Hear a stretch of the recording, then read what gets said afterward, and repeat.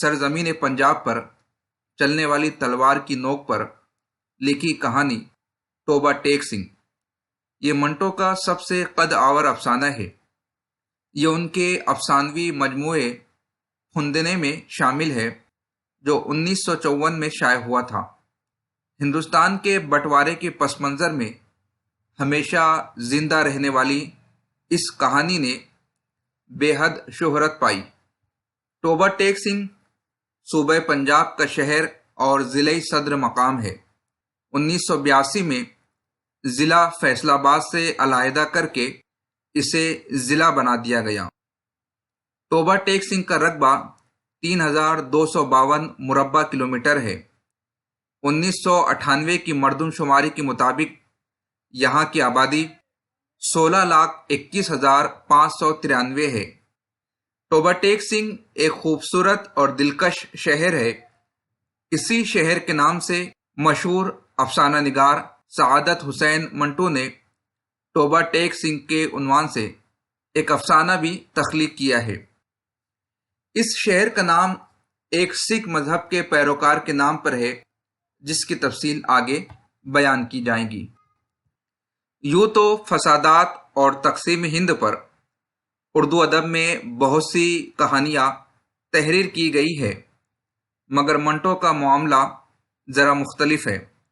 मंटो कहते हैं कि 1 लाख हिंदू मार कर मुसलमानों ने ये समझा कि हिंदू मजहब मर गया और लाख मुसलमानों को कत्ल करके हिंदुओं ने बगले बजाई कि इस्लाम ख़त्म हो गया। मगर मंटो सवाल करते हैं कि क्या बंदूकों से मजहब शिकार किए जा सकते हैं? मंटो महज दागदार होने वाले दुपट्टों पर रंजीदा ना थे। वो इस सवाल का जवाब भी मांग रहे थे कि खाक व खून में लुथड़ी लाशों को दफनाया जाए या आग लगाई जाए। दुनिया की तारीख में तकसीम के सबसे बड़े नोहे, सबसे बड़ी ट्रेजिडी पार्टीशन के पस मंज़र में मंटो साहब ने तोबा टेक सिंह के नाम से ये अफसाना ज़ब्त कलम किया है। तोबा टेक सिंह एक सिख पागल भूषण सिंह की कहानी है जो कई बरसों से पागल खाने में दाखिल था और तोबा टेक सिंह मकाम का रिहायशी था।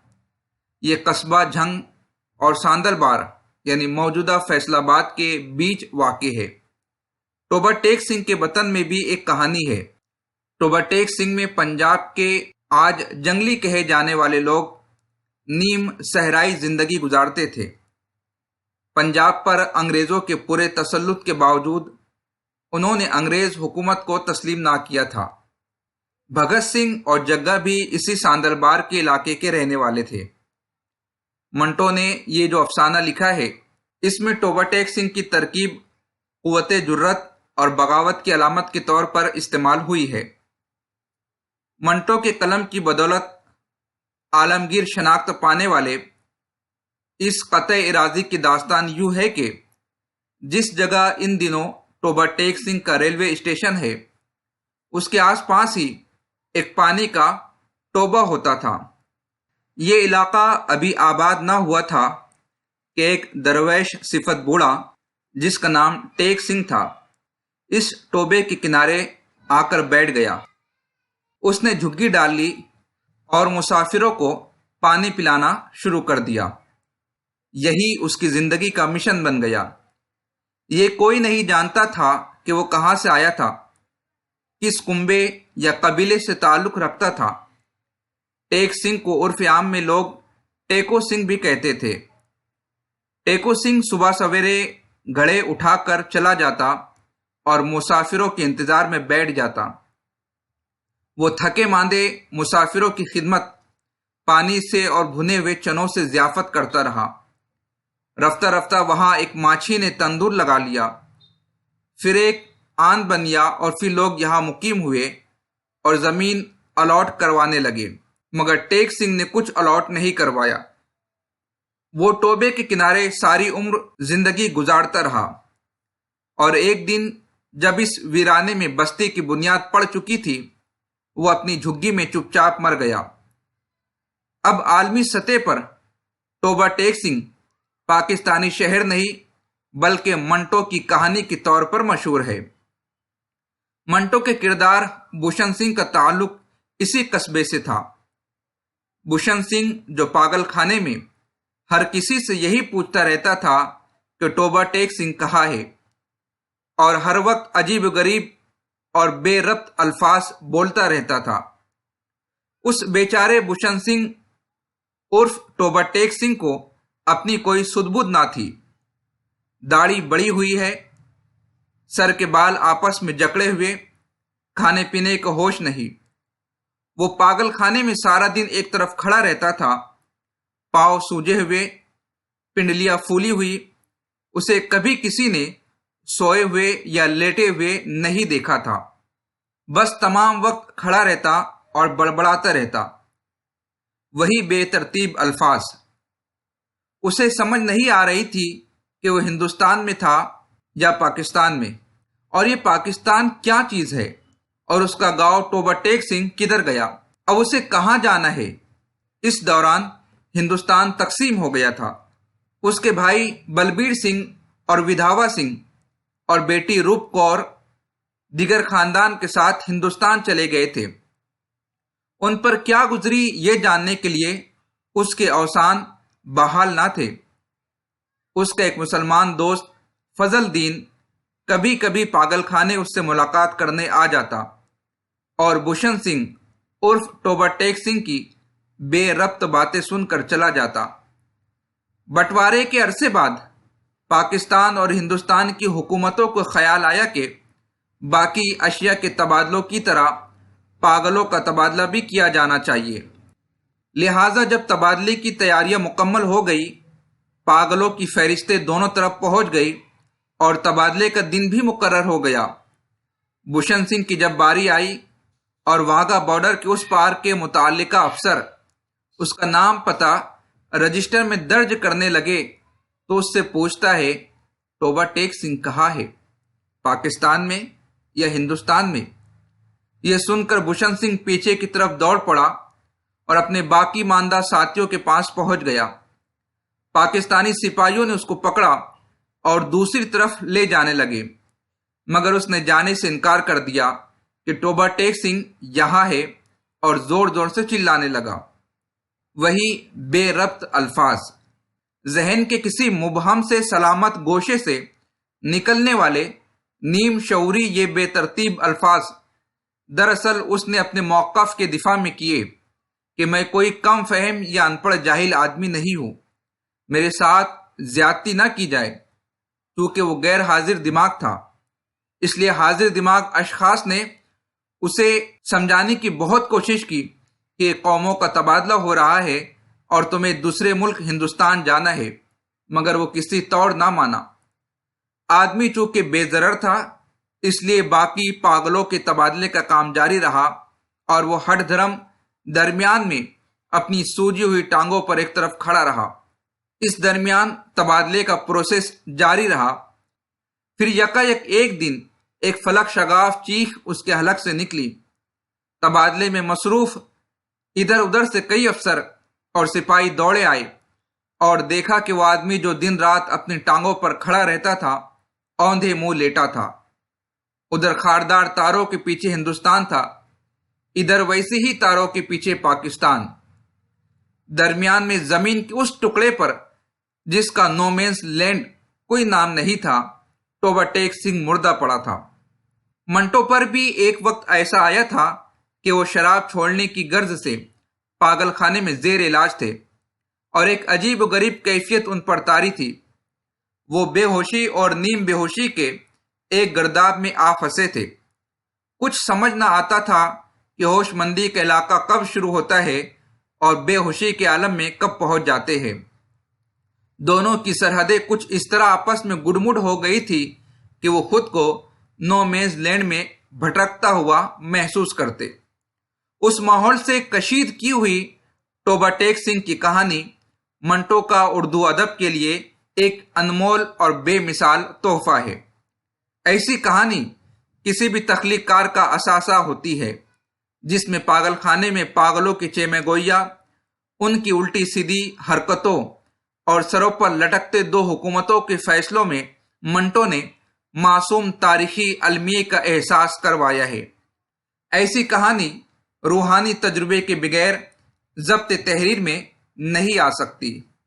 दूसरी जंग अज़ीम के बाद हिंदुस्तान के फसादात सबसे बड़ा इंसानी हादसा था। उस हादसे की वुसअत के मुकाबले में जो अदब तख्लीक किया गया वो महदूद और मुख्तसर है। फ़िरका वाराना फसादात के दौरान जो जज्बाती और मजहबी और अक़दारी शिकस्त व रेख्त हुई वो नाकाबिल फरामोश है। लाखों इस्मतों को ताराज किया गया और लाखों मर्दों, औरतों, बच्चों और बूढ़ों को सफाकी से तहते कर दिया गया, मगर उन्हें जिस तरह जिंदगी से मौत की तरफ ले जाया गया उसकी दास्तान लर्ज़खेज़ है। इस सियाक व सबाक में मंटो उर्दू के वाहिद अदीब है जिन्होंने 1947 के फसादात को भरपूर तरीके से अपने अफसानों का मौजू बनाकर बेहद मुअस्सर अफसाने तहरीर किए। 20वीं सदी के एक मशहूर अफसाना निगार एवलिन ने भी पागल खाने के पस मंजर में एक कहानी लिखी थी जो मशहूर हुई, लेकिन अगर उसको सामने रखकर टोबा टेक सिंह की कहानी का जायजा लिया जाए तो मालूम होता है कि मंटो के फन में ज्यादा जहते हैं। 100 साल में अफसाने में हमारे अफसाना निगारों ने भी ऐसी कहानियां तख्लीक की है कि जिनका दूसरी जबानों के साथ तकाबुल किया जा सकता है। टोबा टेक सिंह अफसाना पढ़कर सबसे पहले ख्याल तो यही आता है कि पागलपन जो था पागल खाने के अंदर था या पागल खाने के बाहर। और आज भी ये सवाल अहम है कि दीवानगी है कहां पर। इस दीवानगी के सोर्स को मंटो ने जिस तरीके से बयान किया है कोई और नहीं कर सकता। इस अफसाने में एक कतरे खून को टपकते हुए नहीं दिखाया गया। ये मुसन्निफ की कितनी बड़ी कामयाबी है। पढ़ने के बाद अंदाजा तो होता है कि इस अफसाने के पीछे गारतगिरी का कितना बड़ा सैलाब, कितना बड़ा तूफान छुपा हुआ है, जिसमें 10 लाख लोग तहतेग हुए थे और 1 करोड़ के करीब बेघर हुए थे। इस अफसाने की मानवियत, तंज और चोट मंटो के बालिग सियासी शऊर की गम्माज है। टोबा टेक सिंह का मौजू आज़ादी और तकसीम की नफ्सियात और माबाद असरात है। पागल खाना और आज़ादी, पागलों का तबादला और दीवानों की होशमंद बातें इस अफसाने के अहम इशारे हैं। तहम पागल खाना और टोबा टेक सिंह 2 इस्तिआरे हैं जो आज़ादी के मनाफी रवैयों को बयान करते हैं। यानी आज़ादी की ताबीर ने फर्द की नफ्सियाती कैफियत दरहम बरहम कर दी और तकसीम के बाद मुआशी व समाजी, नफ्सियाती व सियासी, जिन्स और अकायद की बुनियाद पर जारी तकसीम ने जहनी पागलपन पैदा कर दिया। यहाँ टोबा टेक सिंह आज़ादी के खिलाफ नहीं, तकसीम के खिलाफ जरूर है जो फर्द से उसकी शनाख्त छीन लेती है। हाँ, अफसाने का मौजू पागलपन जरूर है। इससे ये सवाल उठता है कि पागल कौन है। ये गहरा और जिंदा रहने वाला सवाल है। क्या पागल खाने में बंद लोग ही पागल हैं और बाहर सारे नॉर्मल इंसान है? टोबा टेक सिंह की थीम ऐसी है जो सिर्फ हिंदुस्तान पाकिस्तान की तकसीम तक महदूद नहीं, बल्कि ये यूनिवर्सल है। किसी कल्चर की तकसीम का ये मौजू ऐसे कई ममालिक की तकसीम की सूरत में कई मरतबा तारीख में सामने आया है, जिनके तनाज़े को पस मंज़र और पेश मंज़र हिंदो पाक तकसीम से मिलता जुलता महसूस कर सकते हैं।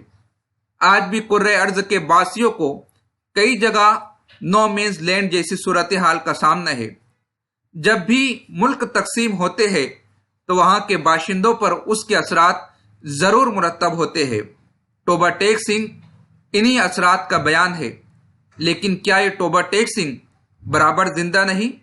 मंटो की ऐसी कहानी है जिसे सिर्फ वो दिल से सुन सकता है जो दुख से गुजरना जानता है। ड्रामा मंटो की हयात खिदमात और मंटो के अकवाल पर मुश्तमिल बहुत सारी वीडियोस नूरी एकेडमी यूट्यूब चैनल पर भी मौजूद है।